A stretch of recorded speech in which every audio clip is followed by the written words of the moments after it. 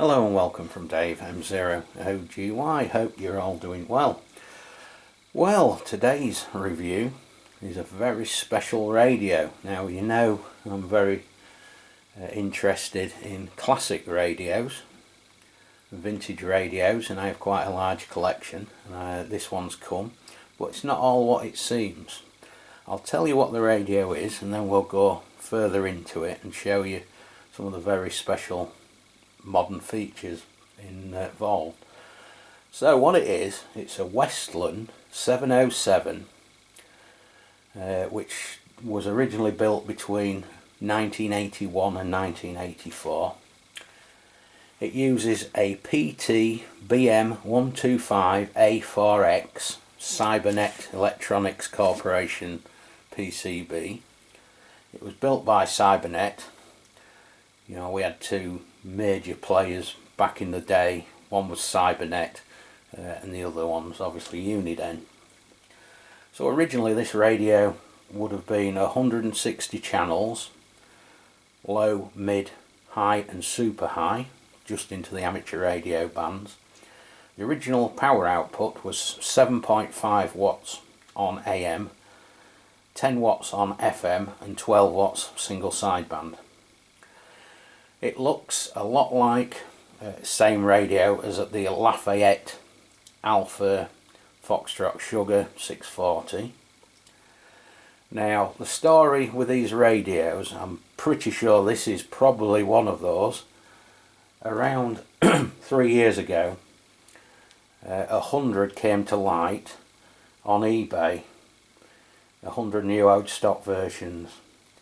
Now, these, along with the Lafayettes I mentioned, and also the Telsat 805B base stations, were for sale by a guy who was selling them for Romania.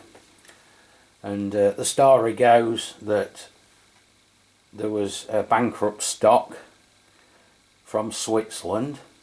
A guy in Romania bought a container with 500 different radios in, quite a lot of these, and they were shipped back to Romania and then sold on eBay. So that's the story I read, and a lot of that is on TM1, on the TM1 forum from 3 years ago when they appeared. So they're not as rare as you would think, but even so, wow, what a radio. Weight wise, about 4 kilograms, so quite a heavy radio. I thought I'd had a delivery of a HF set, to be fair. So we'll have a look at the radio. This has been used, but it's virtually new old stock. I'll show you what comes with it, and then we'll move on to the very interesting part. So that's the transceiver. That's what it comes with. The coffin microphone with the Westland emblem. That's the bracket, black painted bracket, thumb screws, big handbook in the background, which has a circuit diagram, and that's the original box stood in the background. So that's the radio. It's AM, FM and single sideband also. Right, so for the interesting part, now this radio is pretty well travelled. So I'm assuming if it was one of the ones I talked about, it came from Switzerland over to Romania to England, then it went to America about a year ago and had a similar modification to what's had been done now, nowhere near as you know, the sort of spec though. Then it came back, went to Wales to the gentleman who's done the mod, and I'll tell you all about that in a moment. And then came to me up in Lincolnshire. So what's so special about it? Well, it looks pretty stock. I'm not a massive fan of modified radios. In my collection most of them are standard, many of them are boxed, and many of them are new old stock. So that's how I prefer my radios. But way back in the mid 80s, early 90s, there was a very special radio made by John was he called, John Nugent, who did the Cobra Mark V. So this reminds me of a modern version of that. So what's so special about it? Well, what it has is a DDS unit built in it, which stands for Direct Digital Synthesis. Easy for me to say. And it's a new board manufactured and marketed by two people. One is an old friend of mine, Chris Peel, Delta Tango 307. Now Chris, I've known him quite a long time, big regular on the TM1 forum 10-15 years ago, and he's helped me out quite a few times. And if you remember, a couple of 3 weeks ago I reviewed the jumbo handle that he'd printed on his new machine. So one of the guys behind it is Chris Peel, and the other one is a guy called Graham Monk. So Chris Peel is in Wales, and the other gentleman is called Graham Monks, and he's in the Manchester area, and he runs a similar sort of Facebook group called Microchipz, and he's the one who, along with Chris, has developed a new chip for inside this radio. They've been doing this for a while. The DDS, should I say, system has been put in radios now, I would think, retrofitted in radios for the last 3 or 4 years. There's various people doing them. One guy in America, there's a guy in Australia. So, wow, what a special thing. We'll look inside the circuit board shortly to see what's involved. So we'll have a look around what's on the front panel now. So we'll try and pan in and get the screen. The screen's not very big, as the screen is built into the original. If you remember, this radio had a channel, an LED channel readout where that display is, which was a green LED. Now you can maybe see that the camera's flickering a little bit. The display most certainly isn't on the radio. So looking across, it's very much what I would call in the car industry two things really. One would be a sleeper, so that's a car that's extremely fast and performs well, that looks standard. And the other thing, I would call it maybe a resto mod. So it's basically an ode radio, which is superbly well made and heavy, with some modern touches to make it work far better than the original ever did. So we've got the S meter on your left. As all cybernets have that same sort of style S meter. Below we've got a volume and squelch twin pot, mic gain and RF gain, SWR calibration. It's got a, well, it did have it's got a built-in SWR meter standard. We've got a TX and RX light, high and low channels. I'll show you that in a moment. In the middle we've got where it's very interesting. We've got the channel change, but it goes up in steps. So look, it's set, it tells you it's on high band at the top, channel 12, 27 555. So it goes up in 5 kc steps on single sideband, on both upper and lower sideband that is. You've got alpha channels, as you can see it's showing at the top, so it's showing high band, channel 15 alphas. So it's got all those in. So that's on your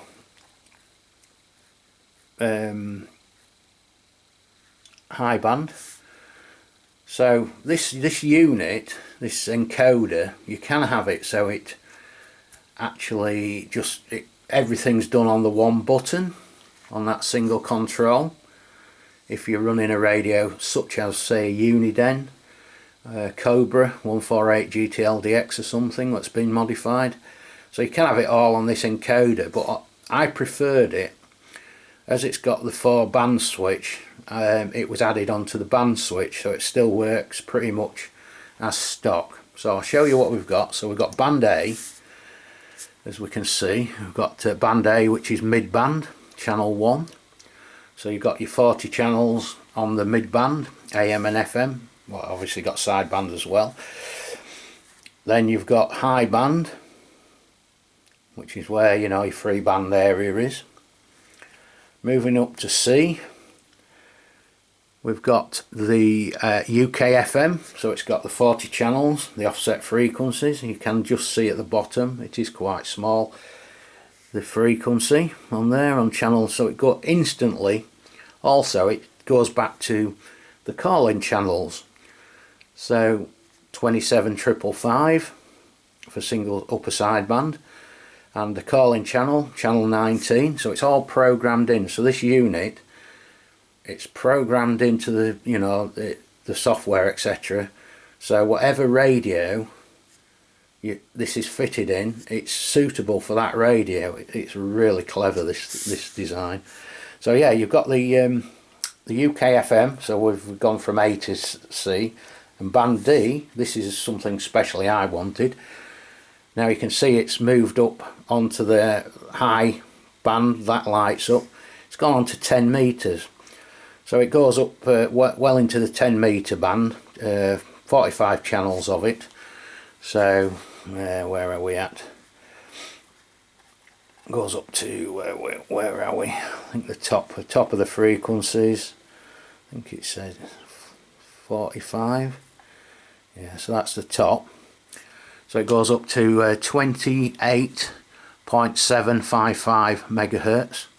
So that's, you know, right up into the single sideband portion of 10 meters. So I will be showing it on 10 meters in operation. Whether it be barefoot or through a small linear, I'm not sure, but I'll be showing it. So yeah, the high band light works on here, and then if you go down to the mid band, the light comes on for the, you know, the low band. So originally this radio would be low band, which is 40 channels below this, mid band, high band and super high. So basically it's had the channels moved up for me as something I wanted. So very clever. So yeah, it defaults back to, you know, channel 19. It always defaults back to 555.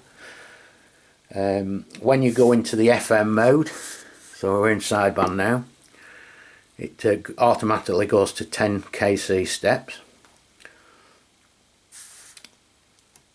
So we're on the UK, obviously FM, so it's in, you know, 10 kcs, and the clever thing as well, it senses that you're in the FM mode, so it, you know, your channel readout is reading channels with the frequency very small at the bottom, so it, you know, it senses which way you want to be. So yeah, when you go on to sideband, you know, it's even giving you a prompt, if you can see there. Let's just see if we can pan in a little bit onto that. There you go. I'll show you a bit better now, I can see it better.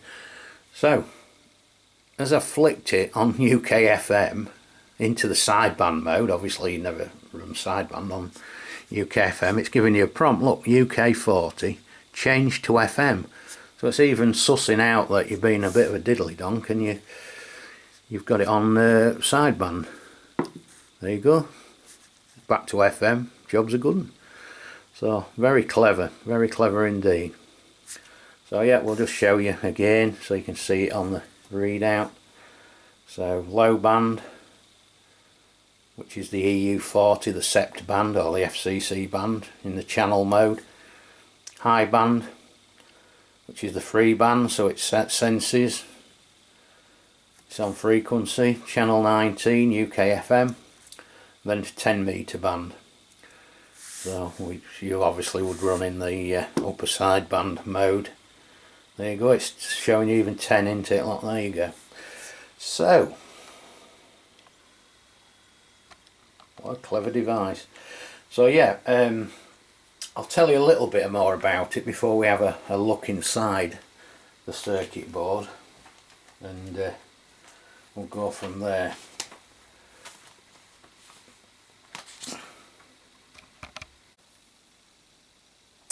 Right, so just to let you know what's been done inside the radio basically before we take the cover off to have a look at the work.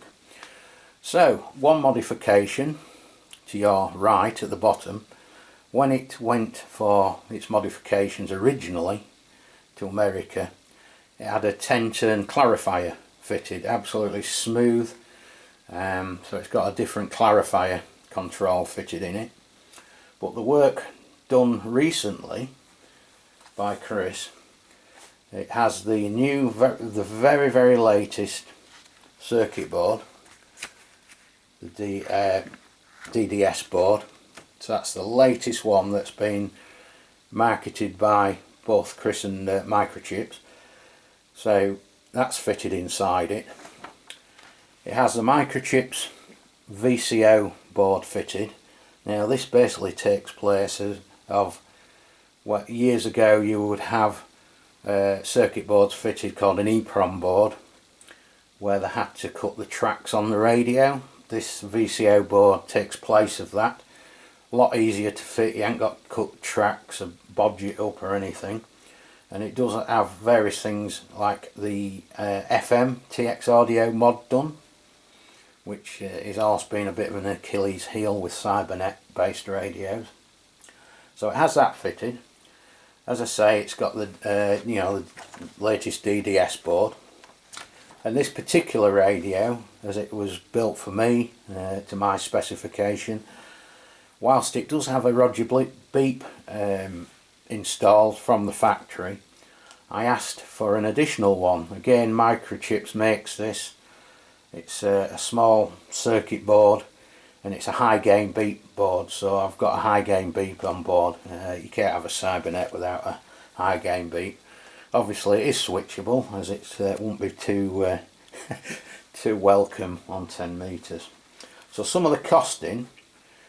Now, if you send a nice radio that isn't a dog and wants repairing, etc., to Chris, he'll supply the board. And again, Microchipz, he will do exactly the same. They're working alongside each other.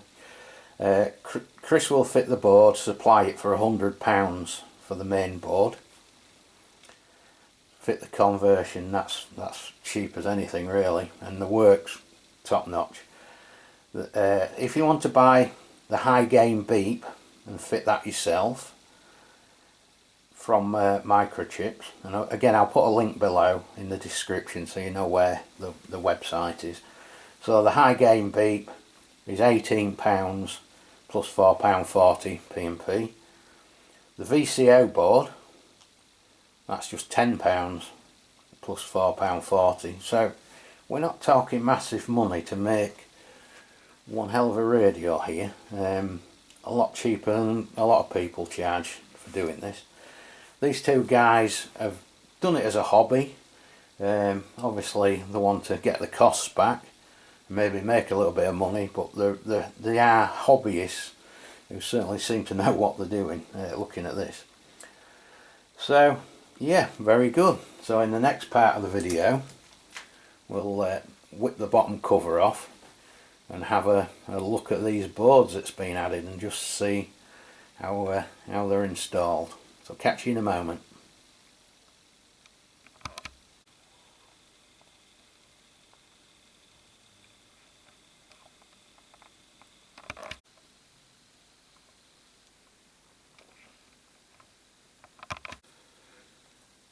As you can see, everything looks standard on this radio other than a brass maker's plaque on the back, which I'll show you in a moment as it's not really picking it up very well on camera.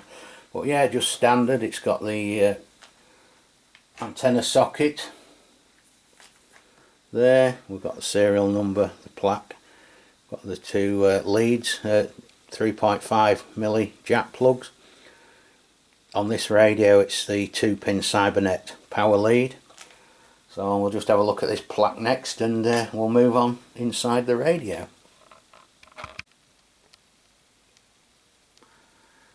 So there we have it. There's the plaque, dedicated to me as well. That's very humbling, but nice to see, you know, the plaque on the back showing that it's a product of Microchipz and Delta Tango 307. So we'll have a look inside now. Welcome back. So I've took the bottom cover off and we're having a delve inside this Westland that's been modified. Very tidy for a Cybernet for sure. We've got a large use of cable ties, which is also a good thing inside a Cybernet, as there's many cables. So that's your standard board, and I'll show you where all the work's done. So there's your VFO, or your tuning knob, or what you want to call it. So there's a circuit board on the back of that, and it's all plug and play. Look, we've got plugs on everything. A lot of thought's been put into this conversion, in fact. So that's the unit, which then there's a circuit board which is added on there. Again, everything plugs in. What a tidy board. So that's the latest circuit board. The VCA, I'll spin it round in a moment, as you can't really see it very well. That's the other little circuit board I told you about, the VCO board, which is in there. So you've got a little board there, you've got that main board. The high gain Roger beep, P beep, is in there, hidden away down the side of the chassis. I don't know if you can see that, but it's in there, all covered over, so that's a tidy job. See, Chris likes his cable ties. Very tidy indeed. I'll just spin it around and we'll have another bit better look at this main board that's been produced. So from on the other direction, that's the VCO board. Tidy job. That's the main new board, which is all specially made. Look, we've got Microchipz DT307 TCXO DDS. So it's really stable, having the TCXO, very stable on frequency as well. So yeah, a nice piece of work that is. See if we can get this, there's a Roger beep down there, look, stuck on the side of the chassis rail. I think there's some components in these old radios compared to modern ones. I still like these old radios, you know, I review lots and lots of modern radios and they all spot on and work well, but you know, you pick this up, you know you've got a radio. Christ, it's heavy. It's about 4 kilograms. It's a proper radio. You know, but the thing is, you need to find a nice one, don't you? You can't, you know, there's lots of rough old things that's been hammered and bodged up. You know, if you find a nice one like this to convert, wow. And the other thing is, what I've seen Chris is modding a lot of base stations, you know, like I saw a Stalker 10 and it added extra sort of digital S meters in it and everything. You know, they very clever how they can add all this in these new radios. You know, and it's good. I mean, I'm not one to have them looking different on the outside, but having something like this modded properly, yeah, I'm proud to own this, and I will be using it as well in the next videos. I'll be showing it in use, probably only on 10 meters on transmit, but I'll be showing it in use, and I bet it works well.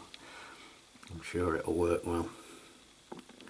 Yeah, proud to own this one. It was the sort of review, certainly of 2025, I was looking forward to most. You know, I review a lot of radios, and you know, they're very much a muchness really, but this is something different. And you know, if you've got a radio, and the thing is, some people might say, oh, it's an old radio, but you know, you shouldn't be doing that to it. But like these radios, these Westlands, again, I read these that's you know, on TM1. A lot of these radios were sold as new old stock, and there was none working, and some had, you know, big issues. So you could actually save some of these radios doing this and make a far better radio as well, better performing radio. So it's a good thing, without a doubt. Anyway, I'll get it boxed up and I'll offer my conclusions, and I'll be back in a moment.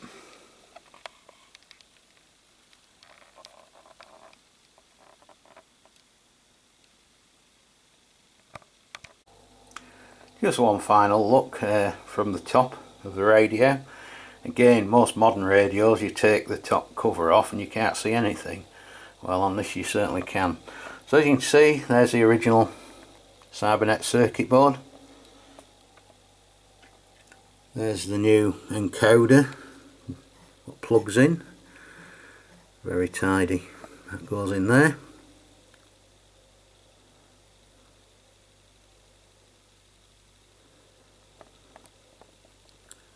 Again, we can maybe see this Roger beep unit a bit better. There he is. So that's the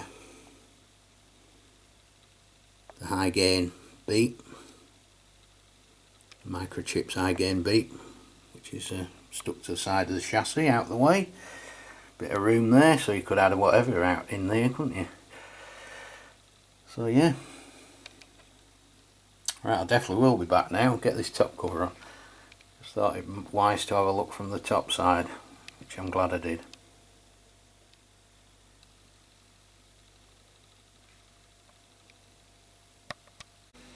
Right, so I'll offer my conclusions. Got to be the review of the year, certainly up to date. Very nice to see something different, and to be allowed to look at it and having the first version of it here. So thanks to both Chris and Graham. I wish you both well. It just goes to show there's some really clever people within the CB radio and 11 metre hobby throughout the world, but we've certainly got our fair share in the United Kingdom. I will be showing some quite substantial on-air tests in the coming weeks of this radio, and I'm really proud to be the new owner of it. And thanks for both Chris and Graham trusting me to show it on YouTube. So on that note, we'll catch you on the next one, which hopefully we'll be using it. So best 7-3 from Dave. M0 OGY 26 Alpha Tango 025. Bye bye.